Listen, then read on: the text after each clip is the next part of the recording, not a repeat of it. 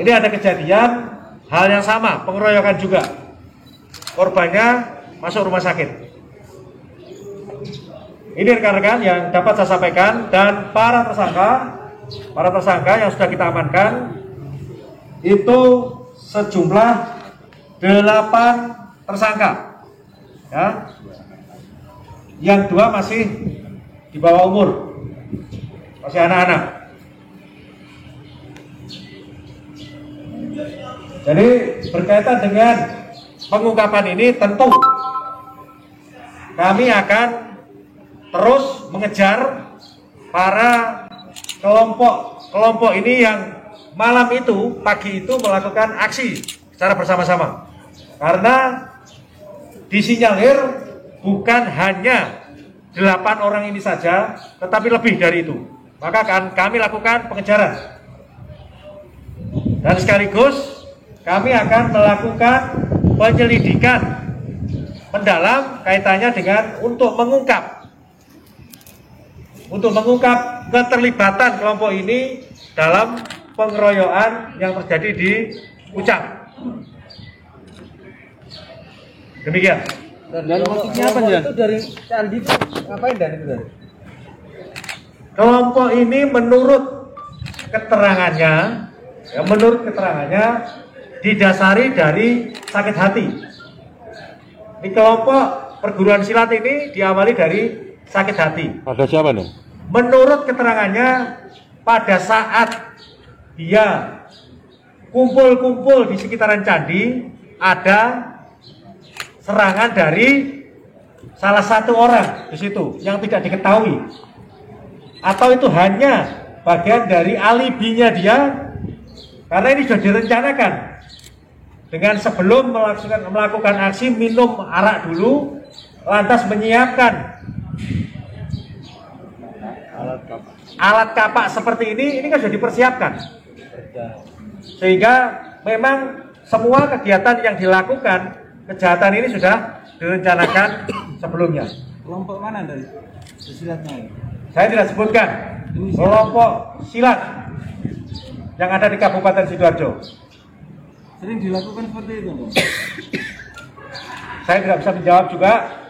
Ini realitanya. Asalnya apa dan mereka dan?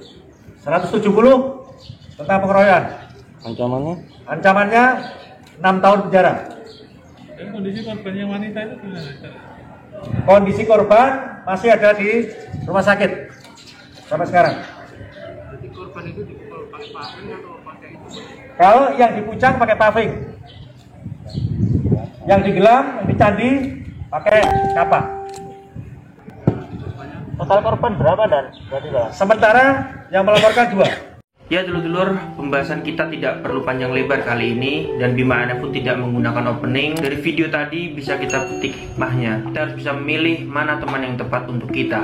Apabila kita sudah salah bergaul, otomatis kita pasti akan terjerumus. Karena apabila kita sudah terjun di lingkup yang salah, kita sudah masuk di lingkungan yang salah, ajakan seperti apapun, kita pasti akan merasa tidak enak untuk menolaknya. Berkaitan dengan video tadi, mirisnya ada juga pelaku yang di bawah umur. Kasihan sekali orang tua mereka yang telah mensekolahkan mereka, ya kan, membiayai mereka. Ketika mereka sudah dewasa, akhirnya mereka harus tinggal di dalam penjara. Saya merasa bersyukur karena saya dulu sempat berada dalam kondisi tersebut, namun saya sekarang masih bisa bekerja seperti normalnya orang-orang biasa. Namun dengan situasi dan kondisi seperti sekarang ini, sangat mustahil bagi kalian ingin meraih cita-cita kalian atau ingin membanggakan orang tua apabila memiliki riwayat buruk. Sebenarnya bukan ranah kita untuk membahas suatu hal yang sudah masuk ke dalam ranah hukum. Saya di sini disebutkan mereka adalah oknum-oknum dari organisasi atau perguruan silat. Itulah yang membuat kita semua bagi para pesilat itu merasa risih. Mungkin dalam video ini bisa menjelaskan pada kalian semua yang berada di cabang-cabang dan lingkungan tersebut, lingkungan yang penuh dengan prestasi. Kenyataannya organisasi pencaksilat terutama di Jawa Timur itu seperti ini. Masih banyak oknum-oknum yang memanfaatkan banyaknya massa atau banyaknya saudara mereka dalam suatu organisasi atau perguruan untuk melampiaskan kebencian mereka terhadap organisasi maupun perguruan lain, yang akhirnya menyeret saudara-saudara mereka yang masih di bawah umur ini, yang masih sangat panjang sekali langkah mereka dalam meraih cita-cita, akhirnya harus terkubur karena kesalahan mereka yang hanya sekejap saja.